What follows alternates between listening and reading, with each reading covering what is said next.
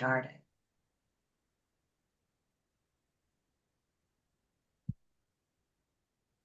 Hi, everybody. I'm Linda Brubaker, and this is Career Search Lunch and Learn.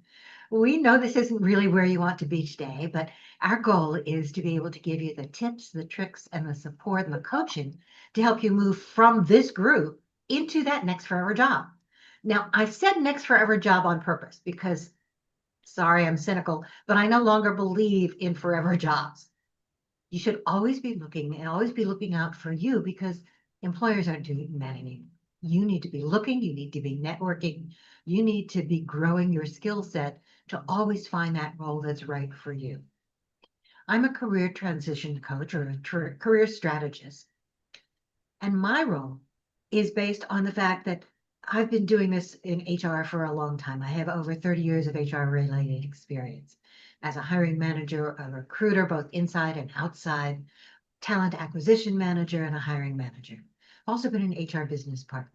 And I've been doing this kind of coaching now for the last 9 years. I'm telling you that because I want you to know that the information that you're going to hear in this group, or that you hear from me or Sue or Ken, is based on real information, on our experience, on what we learned from you, on what we know works, on the research that we do in the industry, on our contacts with our colleagues, not just those who are also doing coaching, but those who are the recruiters and the hiring managers and the industry-related professional groups and resources that are out there. The information you get here, we know works, and that's why we're here. We're here to support you. I'm going to put my information in the chat. I would love to have a quick conversation with any of you. My goal is to be able to support you in any way that I can. So please reach out, and please, if you haven't connected yet, let's do so and let's get going. I'm going to let Sue and Ken introduce themselves too. I'm always grateful for their being here. Hi, everybody. I'm Sue Griffey. I'm known as Sue Mentors in the world of the virtual meetings. God, I forgot for a minute because I bring the pom-poms. I'm also the mentor with pom-poms, and I celebrate lots of wins for all of you. I want to offer you a tip today. We've come into an era where we offer tips. You heard Linda repeat what Ken did last week, and I travel a lot. I traveled a couple weeks ago, came back, and then had overlaps with things I couldn't attend the last 2 weeks, and I caught up with those meetings. And it occurred to me that these meetings are great. They're for you.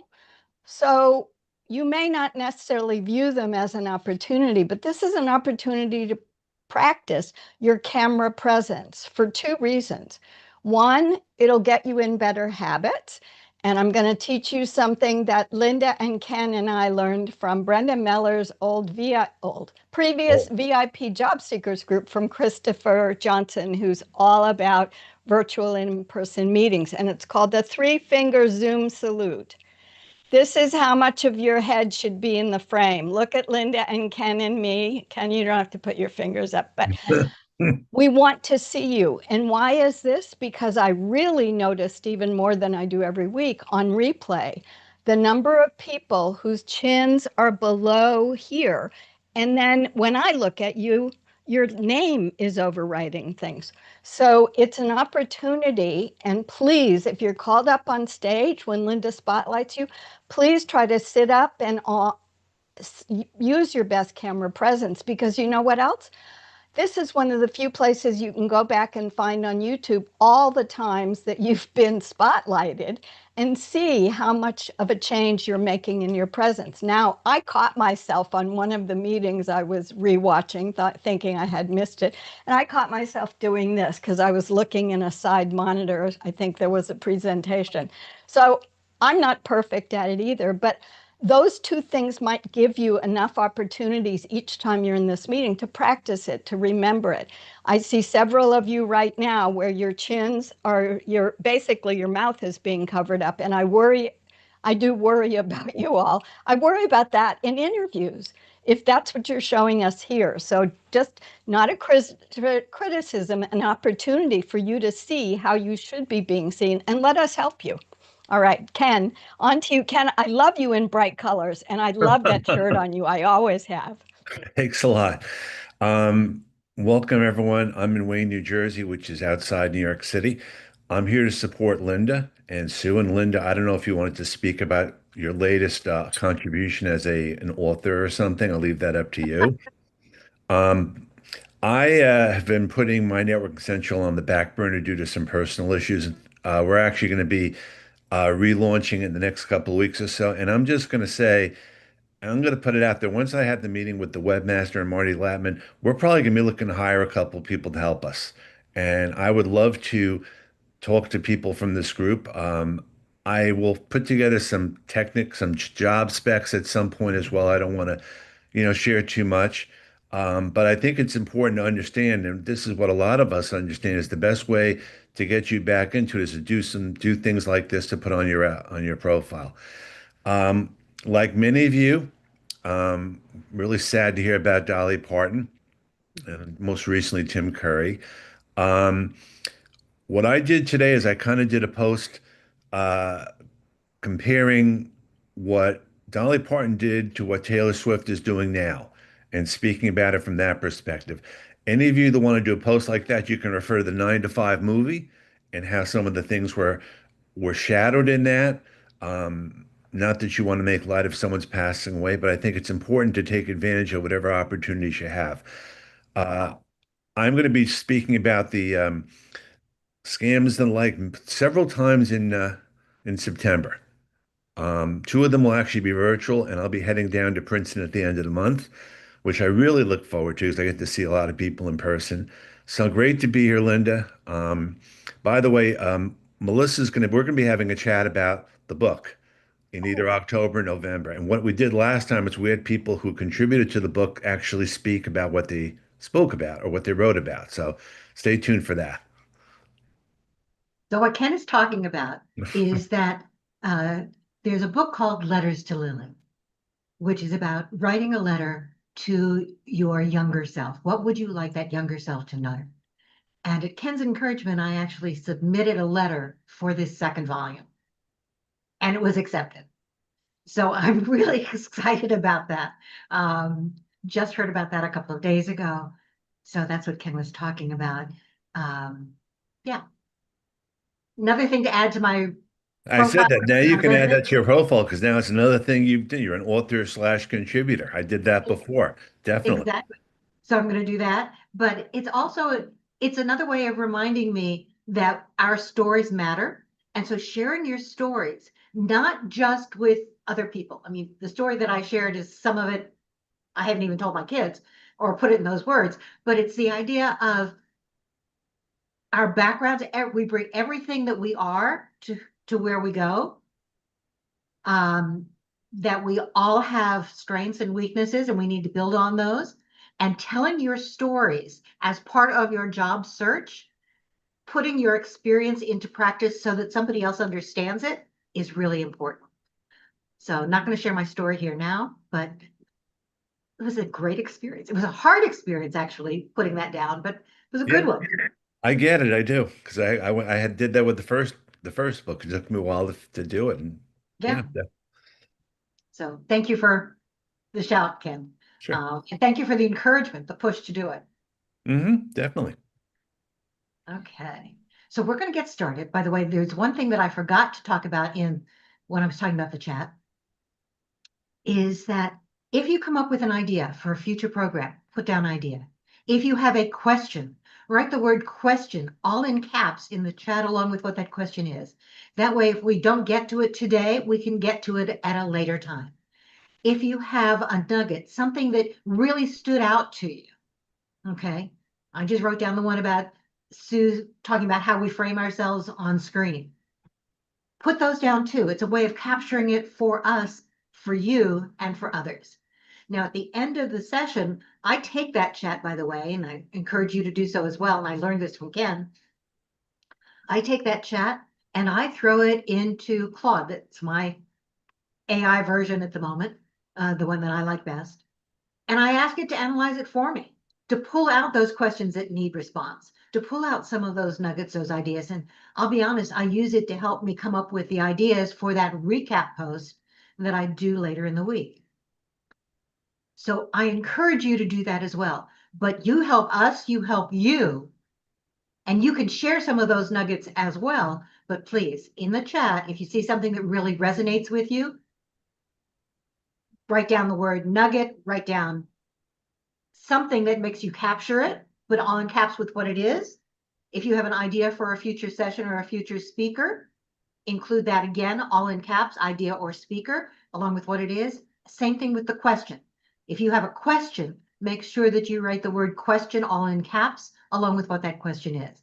It allows us to get back to you, and it allows all of us to figure out what's really important. Okay, that said, I'm going to welcome everybody into the room. If I mispronounce names, I apologize. But in the meantime, why don't we go ahead and as I say your name so that we can see you, wave, say hi. Ken, Sue, Carl, Marianne, Abby, Al, Alexandra, Amy, Andrew, Anthony, Belle, Charles, Christian, Danielle, David, David G, David M, David P. See, I see a Debbie, Diana, Dominique, Eileen, Ellen, Jamie, Jason, Jenna, Jennifer, Jim, Jody, Joe, John, John P, John W, Karen, Kim, Laura, Linda, Lisa Beth, Logan, Marilyn H, and Marilyn H is here twice, Mary, Maureen, Michael. Oh, Michael K, Michael R, and Michael S, and two Michael S's. Mitch, Olga. Is it Camilla? Sorry if I'm mispronouncing it. Rachel, Ray, Robin, Roslyn, Scott F, Scott Z, Stacy, Tony, Veronique, Vicky, Victor. I apologize if I mispronounced anybody's name. Do that just as a way of welcoming you, telling you we see you. We know you're here. We're here to support you. That said, let's get started with our quick wins. If you're new to the group, you may not know that we always start these sessions with quick wins. And a quick win doesn't necessarily have to be, yay, I got a job. Although when you do, I'd love to hear that too. But it could be you had an interview, didn't go anywhere, you did a follow-up. It could be that you had made a new networking connection. Could be that you took a new class that you really liked. I love that's what we're talking about today. So that one you may want to save. It could be whatever it is. You tried something new. Whether it worked or not, we would love to be able to hear it. And then we learn from you and from those things that you've done. So I'm going to put you up on screen in order. And go ahead. I'm not going to call on you individually, but as you see yourself on screen, just unmute and talk in the order in which you see your picture. Hi, everybody. Happy Wednesday. So I received a message from a recruiter on Monday night, checked her out. She was legit, asking for a consultant position. Spent 4 hours getting my resume ready for her yesterday. Got it to her at 1 o'clock. At 2 o'clock, I got a message from her saying they had submitted 3 candidates already and another candidate, and they were going to put it on hold. However, sent a thank you note. And right after that, found a job that I'm very, very interested in. Spent till 10 o'clock last night sending out my resume. And so when one door closes, another opens. And I am very excited about this possibility. It is actually something that is literally could be, and I know we don't like to say dream job, but it could be literally my dream job. And so I'm hoping that. And I also have been asked to come back for some other positions. So those are working. And Linda and Sue, I know you're waiting on my playbook. Hopefully by the end of the weekend, I will get that to you. I'm trying to remember what I demanded of ChatGPT, and it doesn't want to tell me. So when I get it, I'll get it back to you. Have a great week, everybody. Thank you. Okay. Hi, my name is Abby, and my quick win is that I found this group. Thank you, Amy. That's wonderful. Thank you. We're so glad you're here. Tell us a little bit about yourself. Oh, I'm looking for a business analyst or a data migration role. I've been doing that for a long time and I'm sort of between corporate jobs now. But if anybody's at the Watchung, New Jersey Target, come stop by and say hello. Perfect. Okay, so you now told us where you are. You told us what your job is, what you're looking for. That's great. I also love the fact that you are sharing the fact that you have a survival job. Survival jobs really help. Okay. In It fact, made such a difference. When I started there, I didn't realize how starved I was to be around people again. exactly. And it brings in that extra cash. It helps you meet people. And since you're talking Target, I'm going to share a Target story with you that one of my clients, one of my actually good friends who was a client, was in the same situation. He needed that survival job because he needed to get out of the house. He's a CPA, CFO. He was working at Target and his wife said, "Why do you want to do it in our neighborhood? People will see you." And he said, "So what? I'm unemployed. I don't care whether people see me or not. This is legitimate work. I'm okay to do this." He was at the checkout register. Somebody he barely knew stopped by and said, "Wait a minute, what are you doing here?" He explained. He said, "Wait a minute." The customer said, "You're in accounting, right?" "Yeah." "CPA?" "Yeah." "You've done CFO work before?" "Yeah." "I have an opportunity I would like you to take a look at." Wow. Okay. And they did. And he got the job. Casual conversation, somebody he didn't really know, somebody who knew about him, but because he took that survival job and he was willing to share, whether it's on LinkedIn with the open to work banner or whether it's in Target or some other place, put yourself out there. People need to know what you're doing. And those survival jobs help mentally, they help financially, but they keep us going and they're really good things to have. So thank you for sharing that. Thank you for joining us in the group. Welcome. Kim.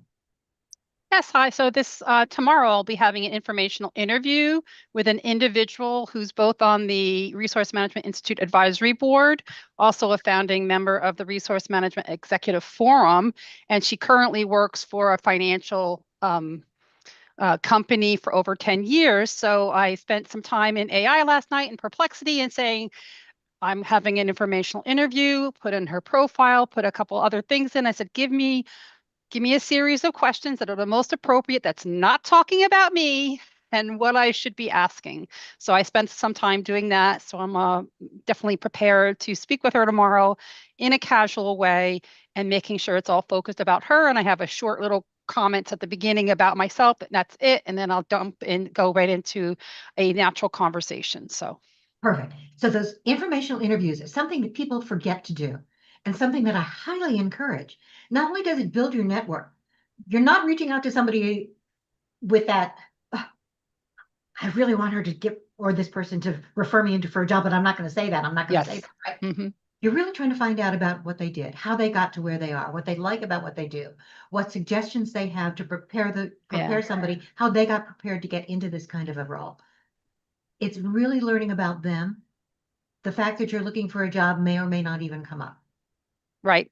I have backup questions that they're there just in case. And again, it's really focused totally differently, not like, I'm looking for a job, just how much, I just love the questions that came out of Perplexity. So really, and I kept on going through them like, hey, no, you got this wrong. Rephrased it again, got some great insight and said, and also add some AI there because I know that there's AI software. A lot of the software for resource management has AI already, but I'm sure through her own experience, she's had to deal with it when it wasn't there. So anyway, so there's a lot of questions about that and the future of Absolutely. resource management and stuff. Yeah, So let us know how that goes. And one of Yeah. the things that I love, that's a great use of AI, by the way. Going into AI to get that research, those ideas, not the wording, not to write anything for you, not to do anything else, but to Mhm. come up with, given here's what that profile is, what my profile is, here's what the jobs really look like. What kinds of questions should I ask to get the most out of this kind of a conversation about what she did, about what I should learn? Great use. Perfect. Thank you. Marilyn. Hi, I mentioned, I think last week that I was in interview process.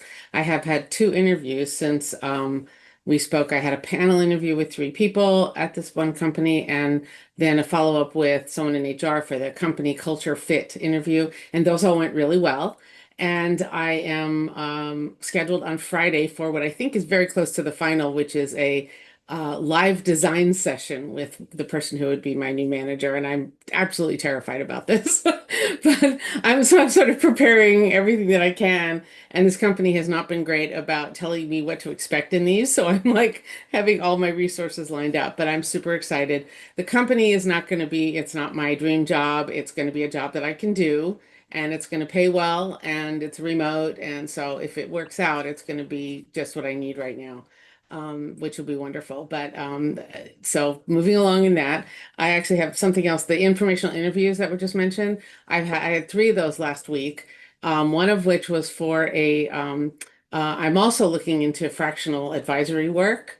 And one of them was for that. And I have another one of those scheduled right after this meeting. So that's super exciting. And I had 2 informational interviews that were for companies I applied for, but I picked out people who were not necessarily going to be in the hiring chain. And I said, you know, I've applied for this position there, but what I really want from you is just to get some information about how the organization runs and what it's like. So no pressure. And I had 2 of those last week too. So that was really great. And then finally, sorry, taking a lot of time. I had a very deep conversation with my financial advisor, who I'd recommend to anybody if anyone's looking for that. So you can message me, who to understand what I really needed financially to maintain myself and do okay in retirement later and stuff like that. And it was very good because it was very relaxing because it wasn't as bad as I thought it was going to be. So that was good. That was it. Good. Congratulations. Thanks. Keep us posted. Will do. By the way, you said that it wasn't necessarily your dream job. That's okay. Mhm. But the idea Mhm. is, remember, you're in control. If it feels like the right fit for now, perfect. But that doesn't mean you should stop looking for that dream. Mhm. Okay. Sure. Hi. I just wanted to share something. So last month, middle of July, I had applied for a position in an investment bank that I was interested in. Never heard anything from them. Fast forward to last Thursday, I get an email requesting that I interview with the hiring team, 2 people from the hiring, not even an HR screening. So they gave me a calendar invite to pick the day that you want to interview with, and I picked the next day at 9:30 in the morning. Excellent. Yeah, the interviews went very well. It was a half-hour interview with 2 senior people. This particular company is in hiring mode, so they said there's several positions, which is good because it gives me more of an edge. I think they were a little surprised. Any big company it can be disorganized. I think they were a little surprised that I didn't get an HR screening. So, how did you get the interview? That's what they said. So I said, well, I got an automatic email to interview. I assumed that it came from somebody in HR, but there was no name on it. Oh, she said, okay, this person should have reached out to you. We'll make sure that happens. So that was Friday. Monday, Tuesday went by. I didn't hear anything. So I just sent a follow-up email today just to remind them that I haven't heard anything from HR. So we'll see how that goes. It was a position that's definitely in my background, something I would definitely want to do. And what was interesting about this, I blindly applied to it. There was no networking involved in this particular one. But it goes to show you that sometimes even networking doesn't always work. But I think you have to do everything, even if it means blindly applying as well as networking. And I think that's absolutely true. You see a lot about whether or not you should network, whether you should apply directly. Both work. One can support the other. You can get those networking connections even after you've applied. But I'm hearing more and more about people who are getting those interviews just from what you called a blind application, from applying directly. And this is a big company, so you say, oh, wow, how do they have time to look? Evidently, they do take the time to look at my resume, They do. Okay, in spite of what you hear, they absolutely do. Perfect. Thank you. Michael. Yeah, hello. Yeah, my quick win was my first interview yesterday in this job hunt process. So I kind of started early June in all this, so I was very, very excited for that and very nervous about it, of course. I kind of feel like I was in the mode of just focusing on networking and applying and all that. So the deadline was good, and I got my stories, the kind of stories I wanted to present together. I thought it went really well.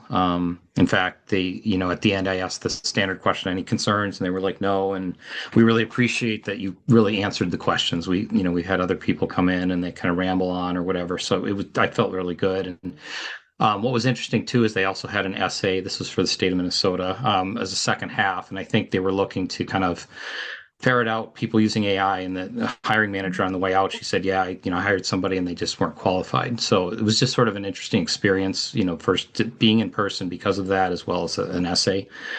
And I guess one thing I wanted to just share, because there's lots of information on how to prepare for interviews. And what I found kind of worked is I did a bunch of note cards kind of with my stories. I probably had 15 or 20 of them that I was ready to kind of match up with their questions. And I found too, though, that I was practicing at home, that it was hard to find the right card. So I kind of did this sort of kind of outline type format. And obviously you could do it, type it up. I just wrote it up, but because I had my notepad out, I also had these in front of me. And so I could just, whatever the question that came up, it was great. I could kind of look at my list and say, oh, okay, this one is the one. And then it would just quickly remind me, of a couple details in the story, and then I could launch into it pretty quickly. So, but yeah, anyway, they said, hopefully I'll hear back in a few weeks, as they have others to interview and stuff, and we'll see how it goes. But it was good to now have that out of the way, so that I'm more prepared now if and when I get future interviews. So. And perfect. Okay, so let me pull a couple of things out of what you just said. One of which is having those stories prepared is important. I recommend actually not full sentences, because trying to read through that whole list, especially if you're in person, can be very distracting to somebody else on the other side. You want to just have a word or two on your notepad, so that, as you walk in, would you mind every once in a while if I just take a quick note? Okay. So that you can glance down and it looks reasonable rather than having to read anything. Second, you asked one of those questions that everybody tells, that I shouldn't say that you hear a lot of people suggesting you ask at the end of an interview. Is there anything about my background that would keep me from moving on? Right? Don't ask that question. It puts the recruiter in an awkward position. What are they going to say? You're not going to get a real answer. More importantly, you're ending on what's important to you, not what's important to them. You want to end a conversation, any interview, with I'm looking forward to the next conversation, or one thing about you that makes this a great role, another reiteration of how you will solve one of their problems. But when you end it on what's in it for me, that's what they will remember as the last closing bit. So always end it on what's in it for them and the next conversation. Okay? Everybody tells you that. Don't do it. Good luck. Keep us posted. Oh, by the way, and the other thing that I wanted to bring out is the idea of those tests online, those essays online, or in person as part of the interviews, or however they're being done. I'm hearing more and more about those, whether they're tests, whether they're their assignments. The idea is, with AI becoming so prevalent, we want to make sure that you can do the work, that you understand. And those assignments give companies the way to understand that what you're telling us is really you, and that you really can do what you say you can do. So I see that, my cracked crystal ball, I think we're going to see that more often. Anthony. Yeah, hi everyone. Just wanted to put out a quick reminder to everybody. Sometimes, rejections aren't the final word, and we all know that, right? But I think it's just super important to be organized. And when you see maybe jobs reposted or other jobs at companies where you are interested, I found a couple of times I've reached back directly to the recruiter. I didn't even apply online, to just say, hey, we had a really good conversation about whatever the role was, the time frame that we had that conversation. And, I'm really interested in this new role that's opening up. Here's a copy of my resume. If you're interested in continuing the conversation, let me know. And I've had some luck doing that. So just kind of wanted to put that out. And one time I found that, when I had talked to the recruiter originally, they were already pretty far down the pipeline with a candidate who subsequently didn't work out. It wasn't a good fit. So just don't be afraid to go back and try again. Absolutely right. And don't forget to write those thank you notes after a rejection. If you've actually had a conversation, write a thank you note afterwards. You'd be surprised how few people do that, but it keeps you top of mind.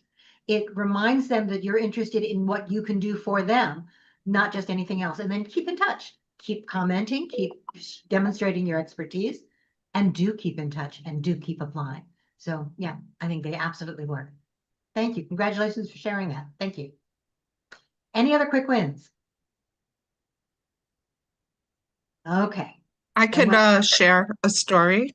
Who's this? Oh, it's Alexandra. Perfect. Can you see me? We can.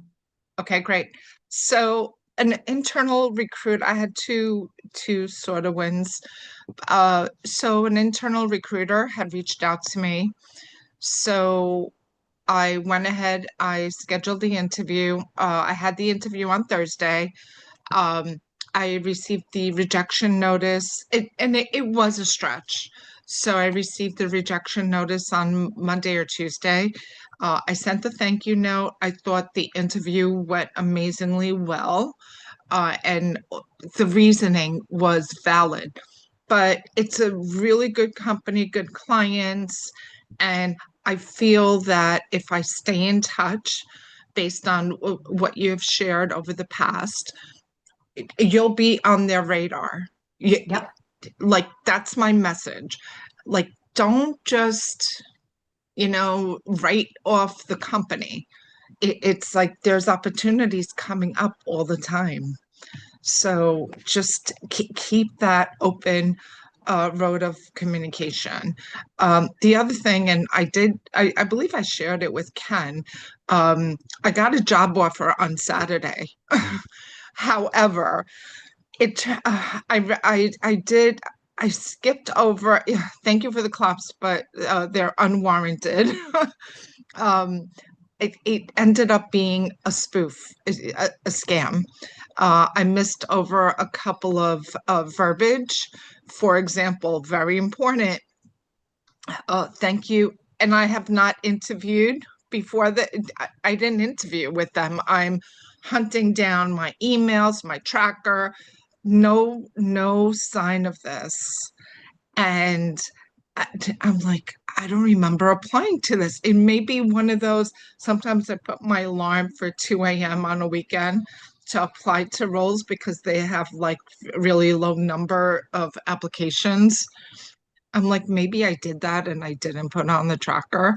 But then I reread the letter, the offer letter, and it said, oh, based on this, and your interview performance. And I'm like, I should have just picked up on that. So be vigilant. That's a second thing. Yeah. If you get an offer without a contact with the company, if you haven't had an interview, it's a scam. Yep. Also, getting it on a Saturday is very suspicious. Yes and no. Okay. Depending upon the timing. Putting on my recruiter hat, sometimes I would have sent things out on a Saturday because I was too busy during the week and I wanted to make sure it got there on time. So read through it carefully. I think, yes, you were right. There were some very strong tells there. Thank you.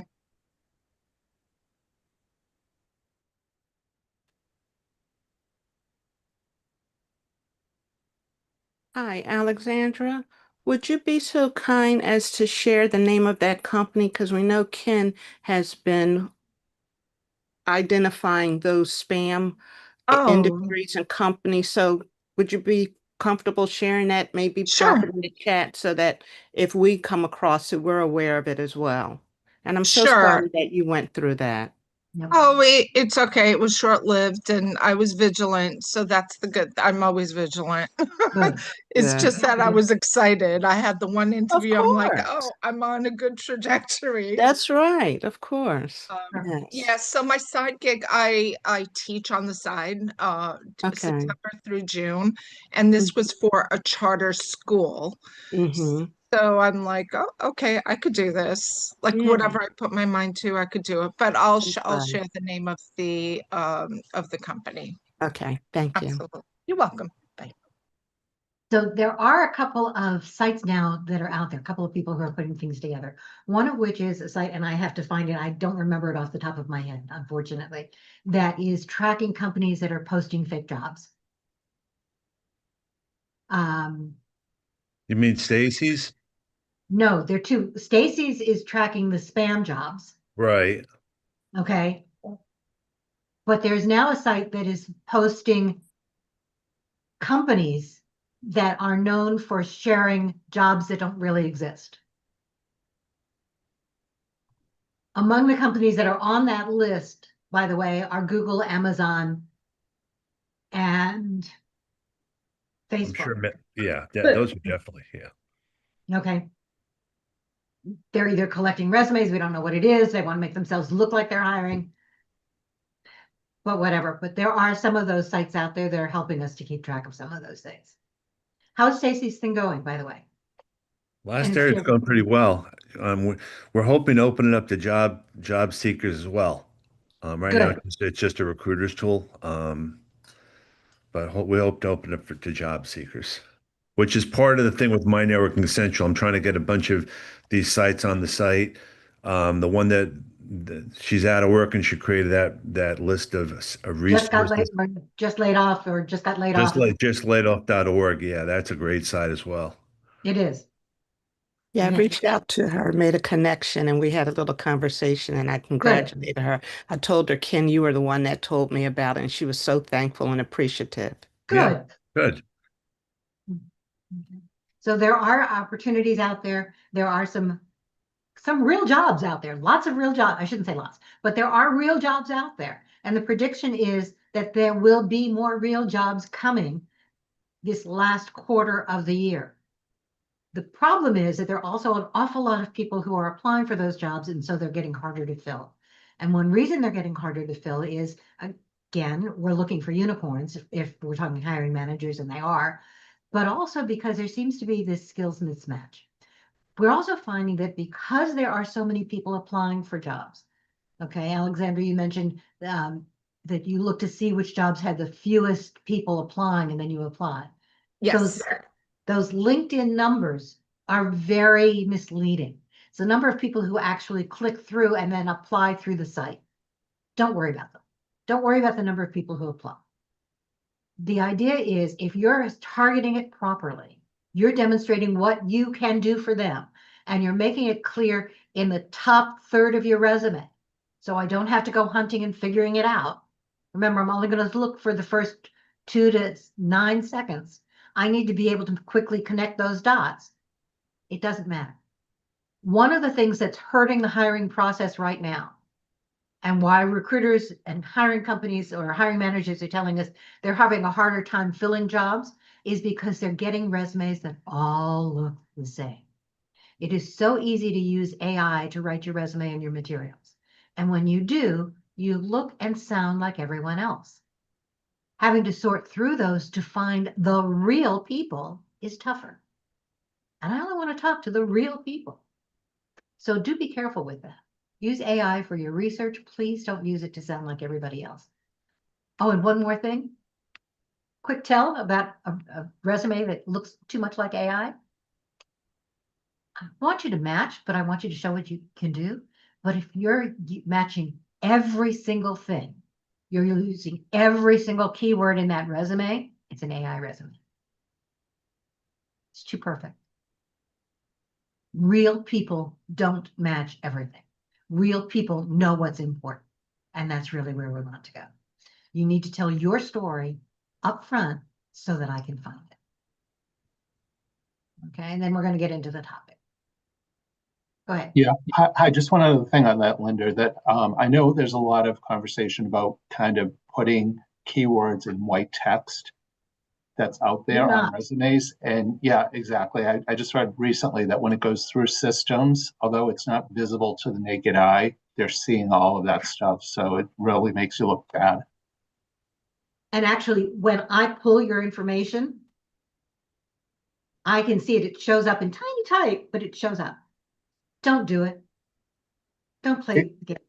Exactly. That's what I saw. So I know that there's a lot of that out there making that recommendation. It's not a good idea.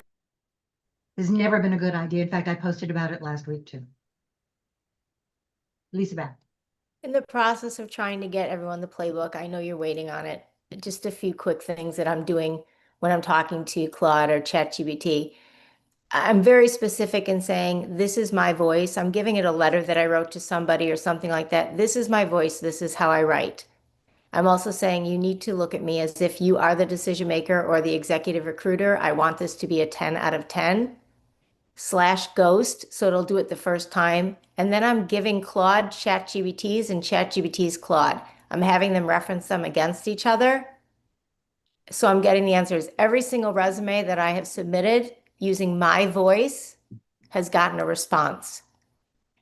So just making sure, and my cover letter has had a personal story in it. Good. If that helps. We appreciate it. Thank you. Yep. By the way, one of the things that you should be aware of now is that Claude, for example, is putting a watermark on some of their information, some of the things that you write. That is going to be a part of the AI detection tools that recruiters, that hiring managers, that these ATS systems are going to start using and infiltrating. We don't know that it's there yet, but that is a possibility. So that is another, please don't let anything just write for you. Don't just copy and paste, even if it is your voice. Take it out, rewrite, edit, and then submit. Okay. What we're talking about today, I'm going to move some of this stuff down, sorry, is the whole idea of skills. Because we know that, like I mentioned the idea of skills and unicorns, right? We're looking for all these things. What the research is telling us, what LinkedIn is telling us, what the employers associations are telling us, what hiring managers and recruiters are telling us, is that there are a number of skills that they are looking for that are almost, and I don't want to say universal, but that you're going to see popping up over and over again. Your goal is not just to take the courses, but it's to show how you can utilize those skills in whatever it is you're doing. So there are certain skills that we know you can take, that you can demonstrate versus necessarily learning about. And I'm going to actually put this into a couple of buckets so that we can talk about them.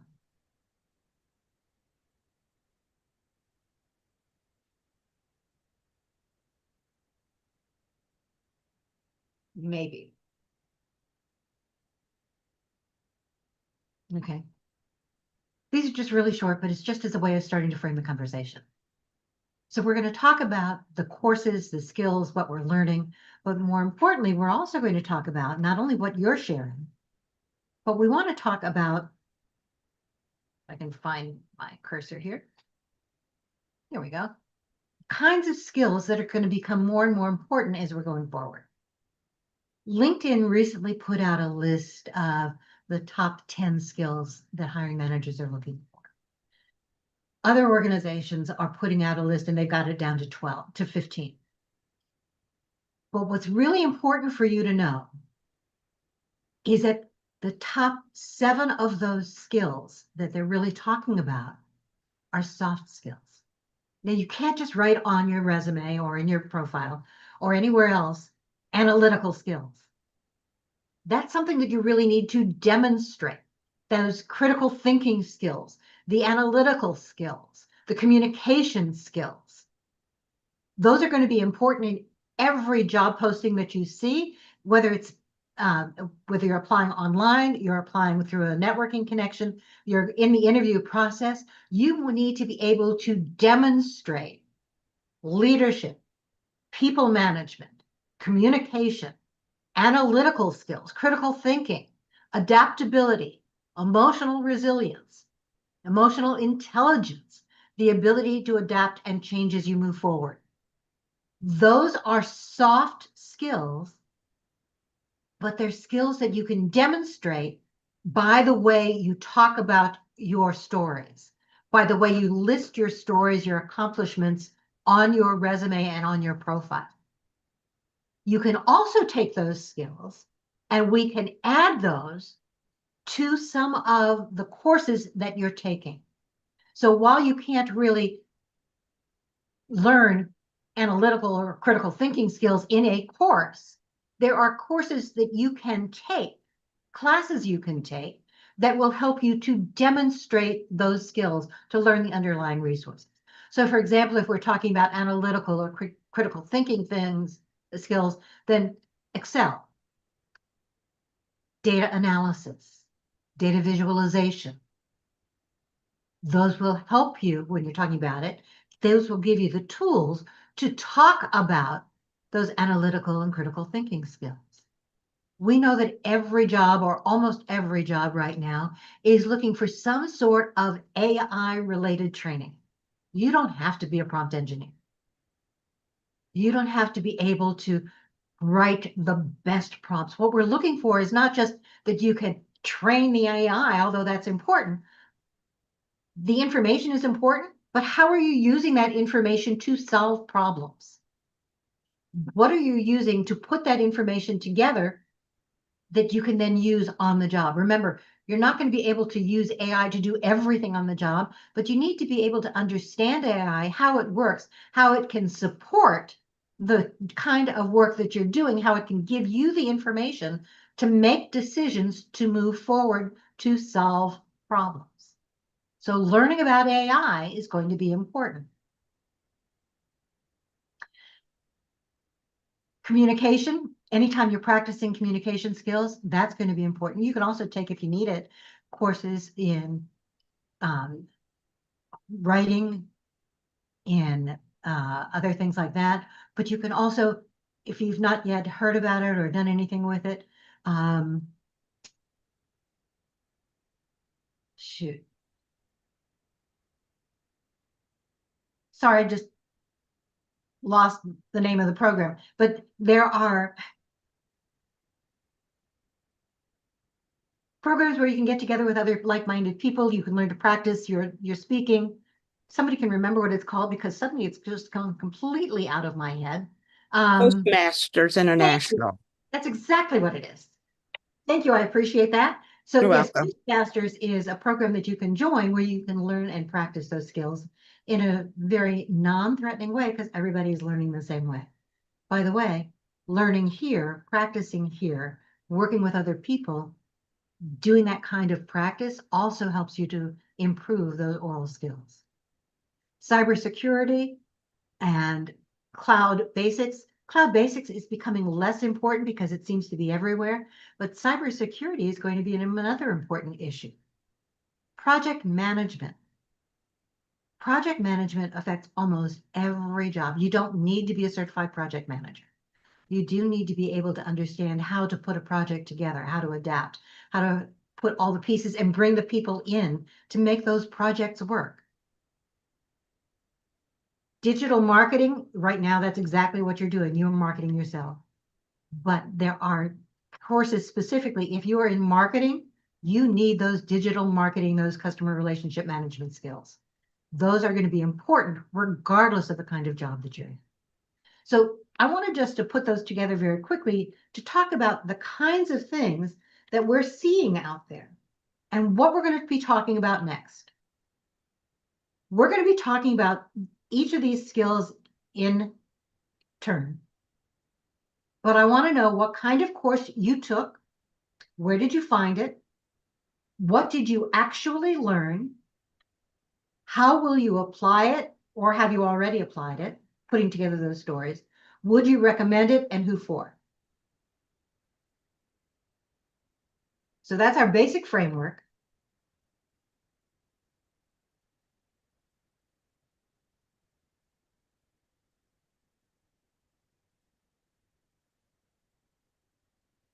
Okay. Let me see. Ah. So how do you find what those skills really are? Okay. And I see a question.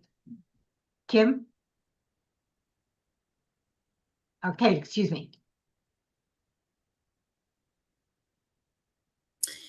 Hi, I'm putting in the chat. I just wanted to give a thumbs up on the Toastmaster reference. I managed a business-oriented Toastmasters group for over a decade, and there's lots of different things out there, but to reiterate, it is a safe space to practice your public speaking skills and also your evaluation and your impromptu speaking skills. You have to sort of commit to it. It's a low cost of entry, but we watched a lot of mid-level managers that had some communication issues really get really confident and reinforce their ability to both write and speak in a lot of different ways. And a lot of times they would go on to do amazing things that they never thought they could do. So I would just, now they've been blown apart by COVID and it's been a little challenge, but you want to find the group in your area. And I'm going to put the text in the chat, but it's just toastmasters.org, but there's a lot of good education in there. But it's practice in a safe zone. And it's very low cost of entry. So, right. By the way, you all are practicing those skills here too. So that's another important thing. If you do join an organization like Toastmasters, add it to your profile, add it to your resume. It's another way of demonstrating that you're working on those skills and adding to them. just remember that every club is very different. It's the Yes. personalities of the person that put it together and who's running it. So exactly. Carl.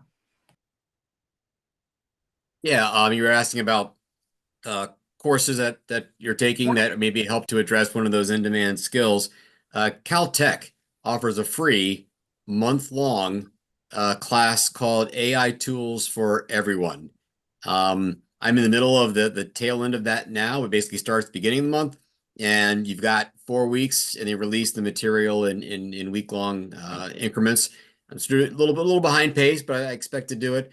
It's a good survey course. It covers a lot of different ground, and each of the different classes has very specific outputs and deliverables that you have to do and then upload, and it gets checked and that kind of thing. So I'll say there's a degree of rigor.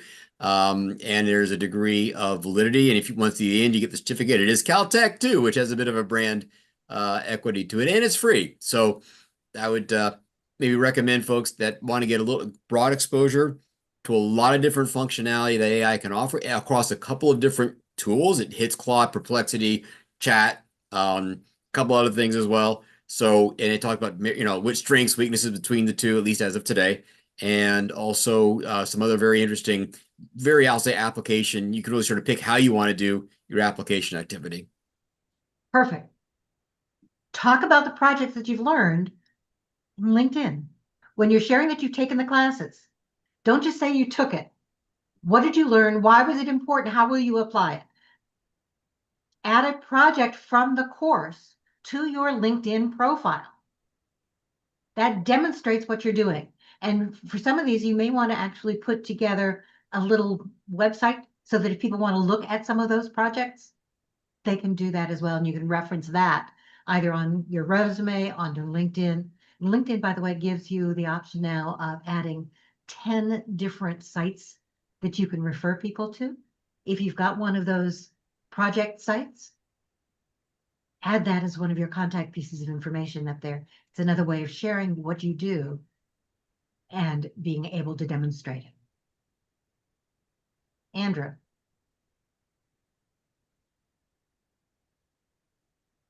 Yes. Hey, I just wanted to echo what Carol was saying about the Caltech program.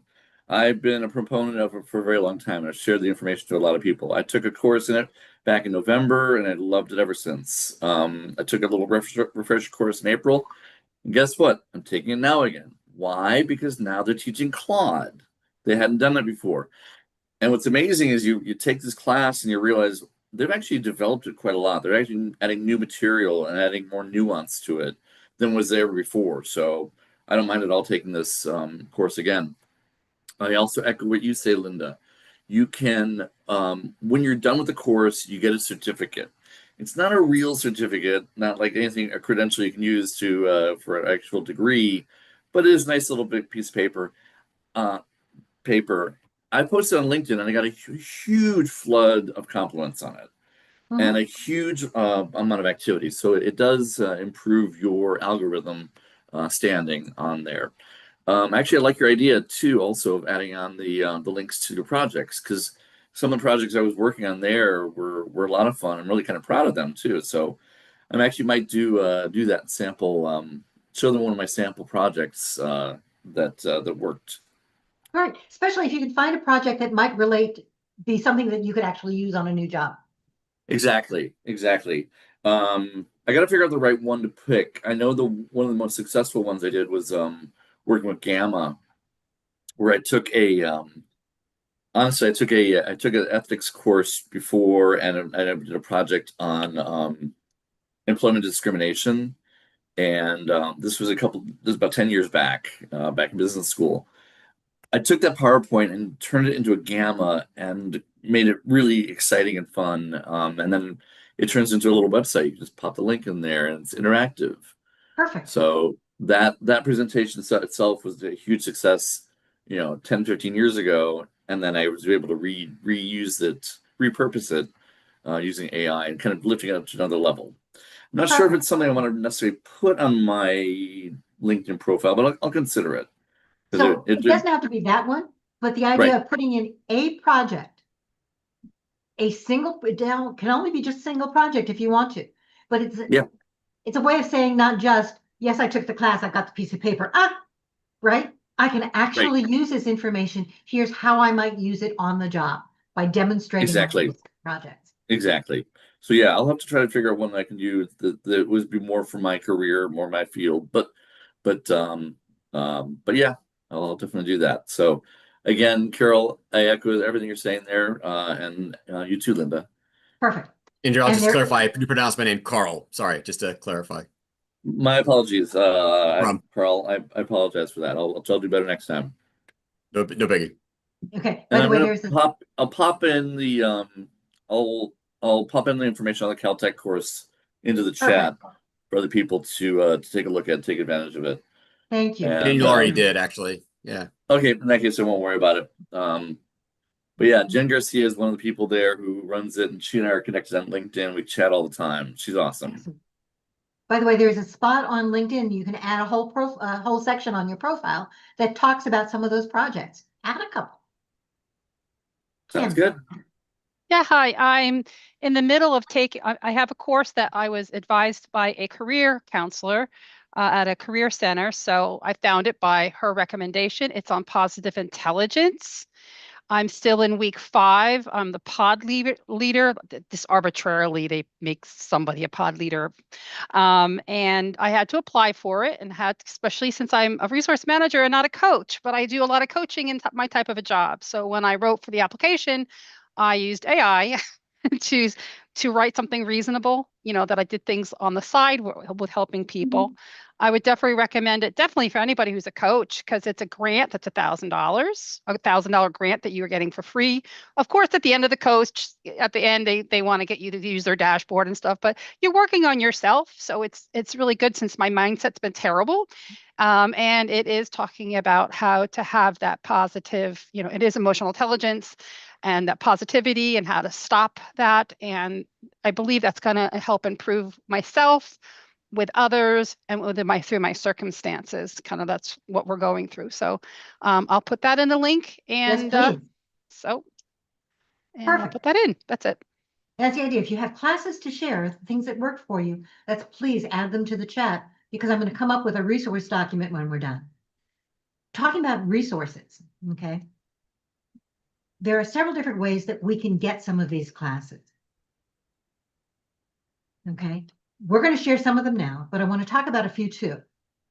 So there are resources through your local library. Okay, LinkedIn, we know, offers LinkedIn Learning, but you have to have a paid account. Or even if you just had that 1 month free, okay, and that's okay too. Just take in as many as you possibly can. But many local libraries offer LinkedIn Learning to people in their district. You can add those, take as many as you want. You can add them to your profile. You can keep learning. It's another way of doing it. There's also something called a GALE course, GAYLE. Very similar to LinkedIn Learning. Some of them are a little more in depth. Also, if your library doesn't offer LinkedIn, they may offer GALE courses instead. It's another way of getting some of that free training, and you can add all of those. This isn't just profile stuffing, guys. This is adding skills that you can actually use on the job. And I want you to be able to do that. I want you to keep learning. Part of this is demonstrating that you can and want to keep learning, but part of it is picking up those added skills so that you can continue to show how you can add value for the jobs that you're working in or looking for. So those are 2 library resources. There is a program called WIOA, which is a grant program. You resource it, I'm going to put it in the chat.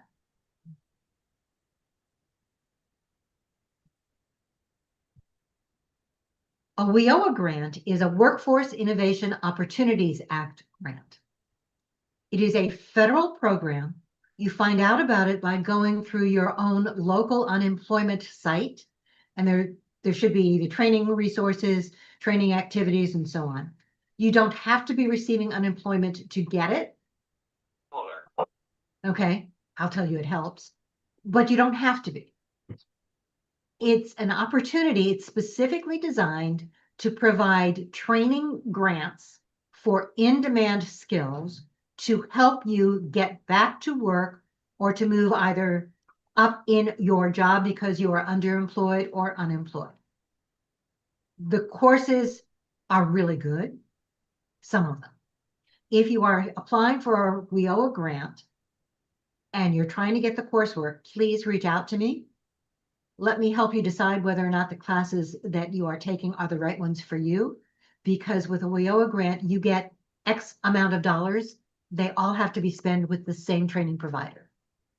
When you go to a training provider for WIOA, they want to use all your money because they know exactly how much you have. So they may recommend courses that they want to fill, not necessarily ones that would work for you. So I'm happy to help you evaluate and give you the wording to talk back and get the classes you really need. But it is a great program and an opportunity.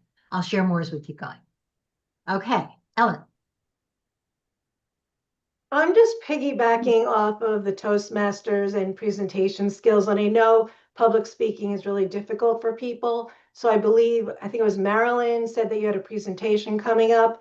I'm not sure if everyone's aware that when you open up PowerPoint, under the slideshow tab, there's the rehearse with coach, and you're going to get feedback on your presentation.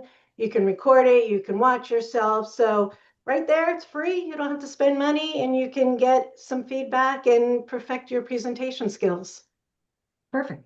And practice works. That's a great tip. Thank you for sharing. Can you add that into the chat as well? Although I'll pull the transcript and we'll get that too, but yes, thank you. Okay, what other skills are people learning? So has anybody else taken an AI related course? You have, please raise your digital hand. If it was a course that you liked. Okay, Kim, perfect. What I'm going to do is I'm going to put you all up on screen. And what I'd like you to do is share the courses that you took, what you liked about it.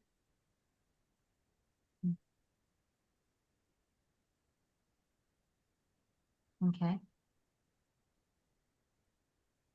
Kim, would you start?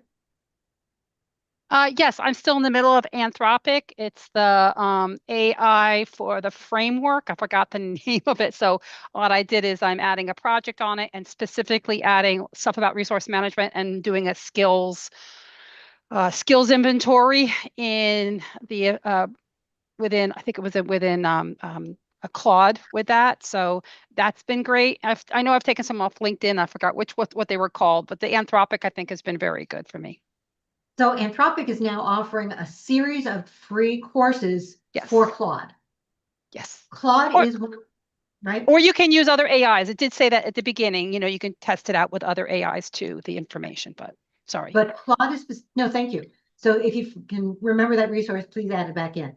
So Claude is offering, I think it's a series of 9 free AI related courses. They're specifically designed for Claude, but yes, they can be used elsewhere. But they're free. They're designed to help you understand what the system is all about and how to use it.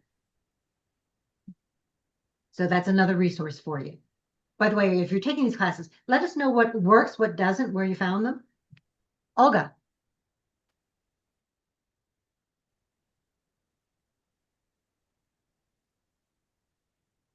You're muted. Can't hear you, Olga. Can't hear you. Can't hear you. I know from the phone it's hard. While you're trying to unmute, okay, keep working at it. Go ahead, Andrew. Hey, I just really want to piggyback a couple things. One is I just put in a link in for the Caltech AI course. I know somebody said that it was already listed there, but somebody else had asked me for it, so it's in the group chat. It's for the next course starting in September. About the LinkedIn Learning, 2 pro tips. One is this. Yeah, one thing when you have LinkedIn Learning, you can give away these free coupons for 2 months. So if you ever see anybody with a little gold LinkedIn Learning LinkedIn profile, they probably have them to give away. So if you know them and say, hey, do you have these to give away? Can you send me one? Take advantage of it because you get 2 free months. So that's a pro tip there. And I've taken AI courses with that, and they've been helpful. The other pro tip was, again, when you're talking about local communities, I can take classes through the Chicago Public Library. So that's helpful. It doesn't link to your personal LinkedIn. So you can't earn a certificate through this library and put it on your own LinkedIn. So there is that. Plus, it can get confusing if you're in that iteration or your proper one. So what I do is use 2 different browsers. One, I'll use Chrome for my own personal LinkedIn, but then I'll log into Firefox when I want to log into the Chicago Public Library's LinkedIn. So that way there's no confusion about the 2. So again, if you do take advantage of your local libraries, just open it up in a different browser. Yes, some libraries are different because with my library, as an example, I have to have my own private LinkedIn account. I log in through theirs, okay, and then I have to sign into my account. So interesting. Okay, it works both ways. Does it allow you to put the certificates from the LinkedIn Learning from the library on your LinkedIn? Honestly, I've never tried it, but okay, it is one of the questions that I need to ask the reference librarian. Okay. Well, I might check it out too, because maybe the things have changed since I used it in Chicago last time. So it may be possible. Yep. I don't know. It's certainly a learning experience for me. Depends on how the library sets it up. Yep. And this is my experience. Linda, are you guys saying that you have 2 different LinkedIn accounts? Because I thought you could only. No, it does not. What I'm saying is the library has a LinkedIn Learning account for their users. Okay. I sign into their account, but only with my own LinkedIn account. So I sign in their resource site, but I sign in with my username and password. Okay. So check your local library, talk to the business librarian, talk to the research librarian, and see what kind of resources they might have. Okay, thank you both. You're welcome. Not all of them have it. Okay. I think Olga. I figured out I'm unmuted did. now. Sorry about that. That's Yeah, okay. it is a challenge with the phones. So I wanted to share, definitely Excel has so much of, versatility. So data queries is something programming in data queries field is something that could be learned.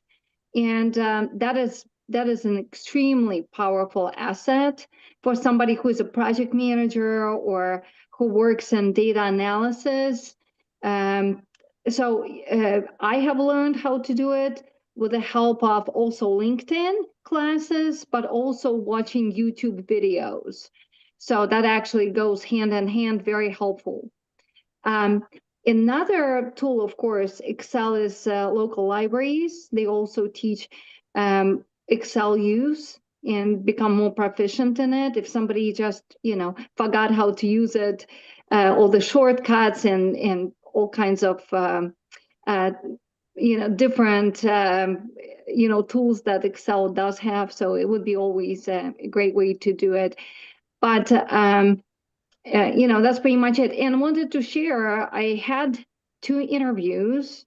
Unfortunately, I had to decline the offers for both recruiters.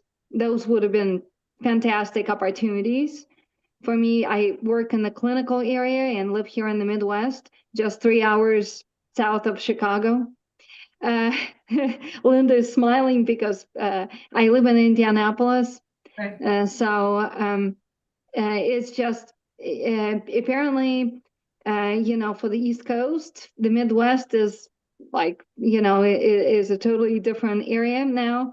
And they don't think that remote opportunities could be a good fit. So those positions would have been fantastic, but they just didn't work out due to that factor. I am not planning to relocating anywhere. So yeah. And I actually spoke to a recruiter today before this meeting. It was a very long and very positive talk. He's an old school recruiter, very impersonal, but that gave him an opportunity to learn a little bit about myself. And he knew exactly where I am. I was shocked. He goes, "Oh, you in Westfield, Indiana. Oh, that's my favorite part of the Midwest." I'm like, well, that's probably sales pitch, right? Well, apparently not. He really comes here because his middle son is in baseball, and he comes to compete with, and actually to camp as well, baseball camp in the summer. So that was, it was nice actually to talk to him about all the sports that we have here in town, and welcomed him to. I reminded him that Pacers will be, again, pretty strong, hopefully, because Halliburton is coming back, and invited him over to watch Pacers in person. So it might be, fun thing to do when he's traveling. So anyway, but he actually said, well, I will be looking, and I am an old kind of a recruiter, old school recruiter. I'll be sending you posts, what I see that are applicable for you, or something that you would like to see. Just keep in touch with me. Perfect. So yeah. Okay, that's great. Congratulations. By the way, Thank I'm adding you. a couple of resources in the chat for other kinds of courses. You mentioned Excel. If you're just Sure. trying to get a refresher course as an example, there is a program called gcflearnfree.org. It has an incredible amount of information, all free. You can pick the topic that you want. It doesn't have everything. But for Excel, for example, there are probably 30 different learning tracks that you can take on Excel, depending upon where you are. Each of those different programs probably has 20 to 30 modules, each of them taking about 20 to 30 minutes to complete. Each mod, you can figure out which one you want. It's all free. It's a little bit of learning. They changed it. It's called Learn Free now. So not GCF Learn Free? Yeah, they changed it. It's Learn Free now. So if you click the link to even the old one, but just so you know, they did switch it, and the stuff's still there for Excel. Perfect.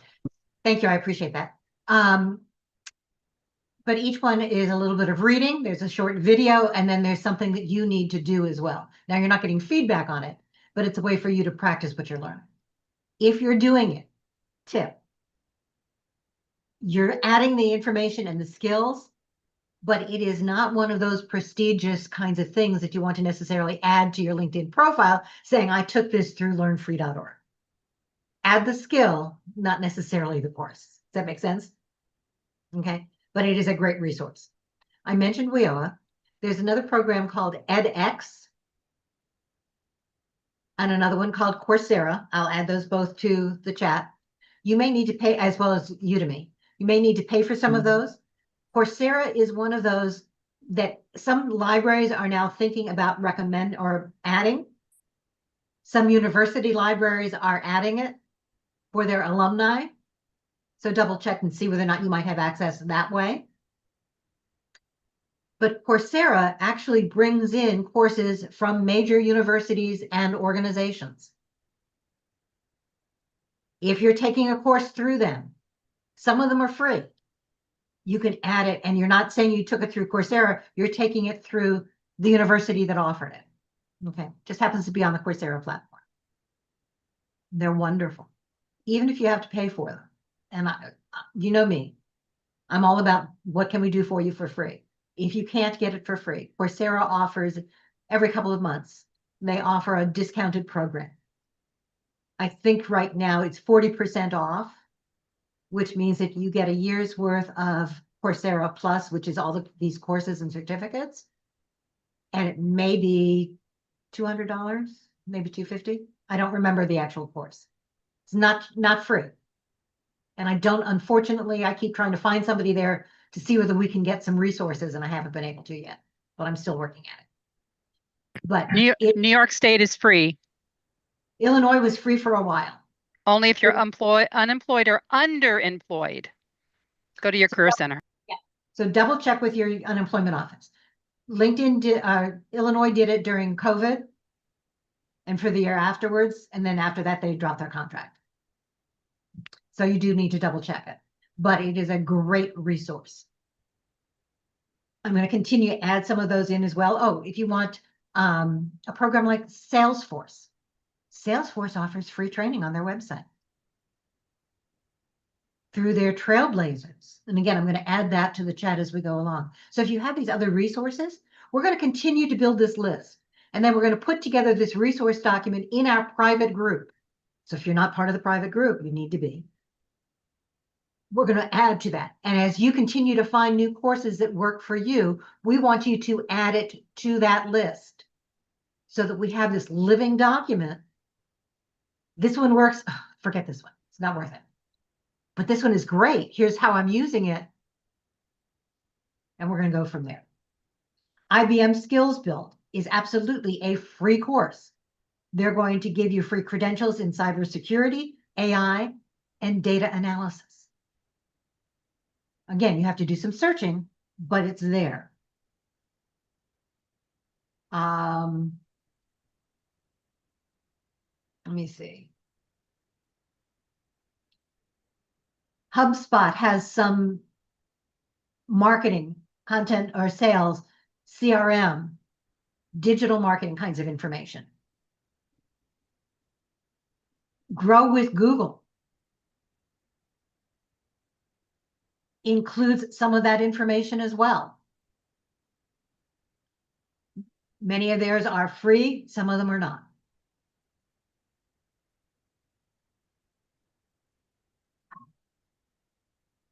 But we're going to keep adding those as well. Okay, perfect. All right, next. Sorry about that. I'm trying to get as much of this in as I can. Vic. Oh, I thought Kim was up next. Okay, fine. Okay, did you finish? She looks like she's ahead of me, but up to you.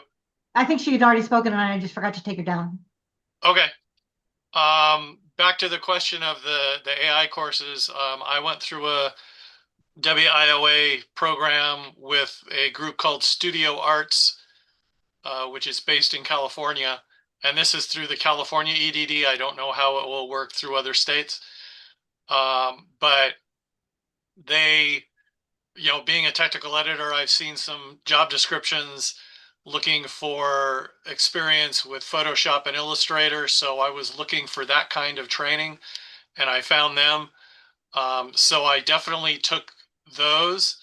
And then because of the program that they had a short program and a long program, and it's just the number of hours. So I basically had to complete a certain number of credits to complete the program. So I filled that in with AI classes, which mainly had to do with filmmaking type AI things.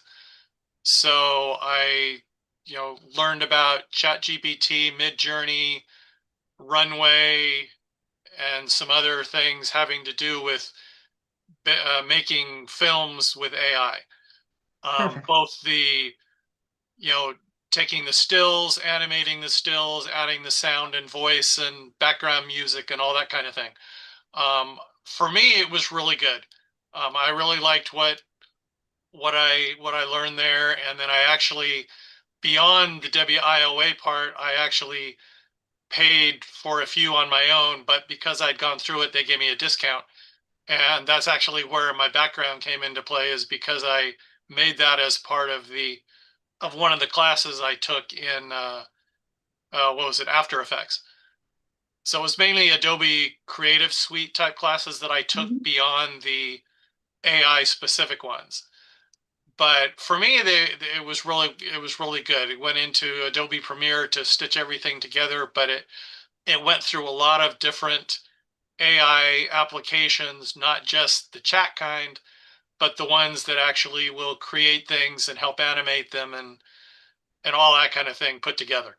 So it was, for me, it was really good. I liked it. And I don't know that I definitely am not an expert enough to go into that as a job, at least not more than entry level, but it's definitely a fun hobby, if nothing else.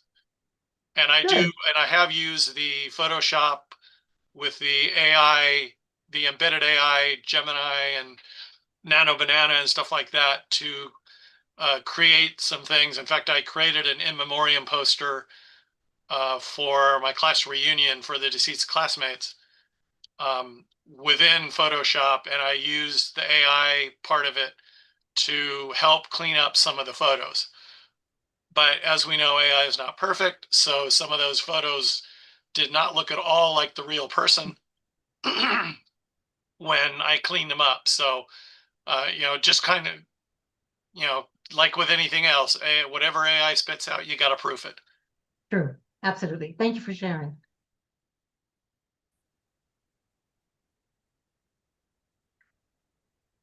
Am I up?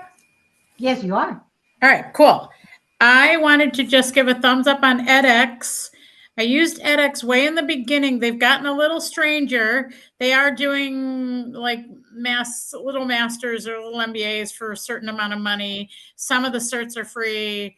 Some had some type of purchase. I'm sure they're going to go back to free again. I wanted to also say I'm including a chat I had with Claude way back in April. And in it is some really good talking points. Like, I'm using AI today, and I had this great project that I'm working on with Claude, or being able to like up level talking about how you're using AI or looking at AI. And he's got a bunch of other courses in there as well. I also wanted to let you know that when I was doing this, I really gravitated. Harvard and MIT and a lot of other institutions are doing free series of classes. Yes. Be aware that a lot of those will automatically populate on your LinkedIn. I know the Google courses, they have it set up so it'll pop up when you finish them on LinkedIn. You may or may not want some of those on there, but that's going to continually change. And the Salesforce ones, Claude at least has a way of finding resources. So there's some deeper AI search for specific jobs, but almost all of the manufacturers had budgets that were for free courses if you signed up. Most of them were driven annually. When I talked to them, the 2025 budgets had ended, but there was a forecast that 2026 was going to have just as many budgets. And so use the AI tools to find these things, but definitely great. And I appreciate everyone sharing their stuff. Absolutely. And we're going to continue to do that. We're going to create some living documents and then add them to the group so that you can continue to share these resources. Thank you. I think I'm up. You are. One thing that was kind of interesting that happened this morning, so I wanted to share it. I had downloaded an American Marketing Association 2020 AMA State of Marketing Careers report. And it was very interesting. I started to look through it, but I got an email from them later. Whoever's unmuted, please. Somebody's unmuted again. Go ahead. Okay. I got a note that said that because I downloaded the report, I'm eligible for a free annual AMA membership. So, and also this means immediate access to members-only programming built around the report's findings, starting with the future of your marketing career, a live panel and peer brain date, which I thought was interesting. And then something that happened to me, and it was never give up on your vendors. I had a long conversation with a former vendor last week. He's basically trying to define a new marketing category, and he wanted to show me what he'd done. Nice. And about 2/3 of the way through, I said, Jeremy, I want to work on this. And he said, I want you to work on this. We're not quite ready. October, we're releasing this. Next spring, it's a healthcare related health tech piece. So never underestimate talking to your previous vendors too. They're out there talking to everybody. Vendors, customers, people you've worked with in the past, people you've gone to school with, people you've never gone to school with, but they the same school graduation. Yep. Right. You've got all those things in common. Reach out, let people know that you're looking. Thank you for sharing. Yep. One other thing, everybody probably knows Masterclass. And it's kind of a fun thing. Like you get to learn how a writer writes or how a director directs or a photographer takes pictures. They also have something called certificates now, which is beyond Masterclass. And it's more of a certification. So it'd be like 16 hours on AI in not job search, but you get the idea. I haven't done it yet because my Masterclass is about to run out. I've been out of work for a year, just about. But if I can get a contract job that I'm hopeful to get, I will be doing it and let people know. Perfect. But that's another thing to look into. And also auditing at your own local university. Yes, absolutely. That's it for me. Thank you for sharing. Sue. I just want to end a great session today, Linda. I didn't mean that it's the end, but to remind you that Linda emphasized this. And so we've heard a lot about you can take this course and that course, you can take this course and that course. So I did check my own profile, and there is a way that I think you can add LinkedIn Learning in your library. I need to talk offline with Linda about it, and we'll get back to you. But here's the important thing. When those certificates are added, it's an 80-character thing of description. That's all. You need to decide that you're going to not decide. I want to help you. Linda said, we'll amplify it for you. You need to explain how you used it, what kinds of projects there were, how this is going to apply. Like, oh, if only I'd had this vibe coding of Excel 10 years ago, I could have made my own dashboard just before I retired, or whatever it is, something that links your experience to your learning. Because most of you are not talking about a total pivot, and you're always going to be using project management, budget and people management, good communication skills. Think about all that. AI, yeah, that can help too. But I can't emphasize enough when I see people announce they've gotten a new certificate. It makes me crazy. Announce it if you want with the panel thing that LinkedIn gives you, but tell people how you used it and why.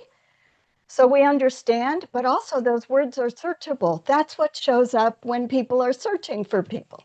All right. You know my soapbox about evidence, evidence, evidence. Those who know me here, yeah. And you also know that when you do post one of those courses that you've taken, I don't just say congratulations.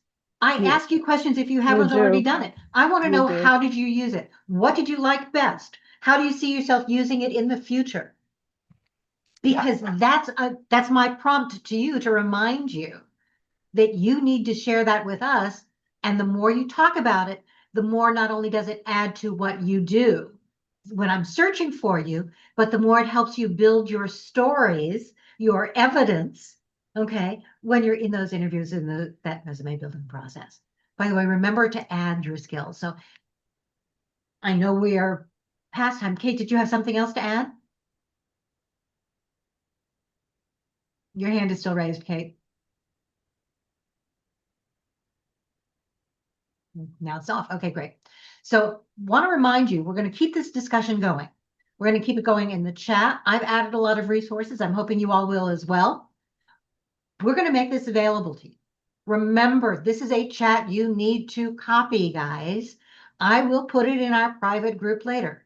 But in the meantime, I want to remind you how you can copy the chat as I turn off the recording.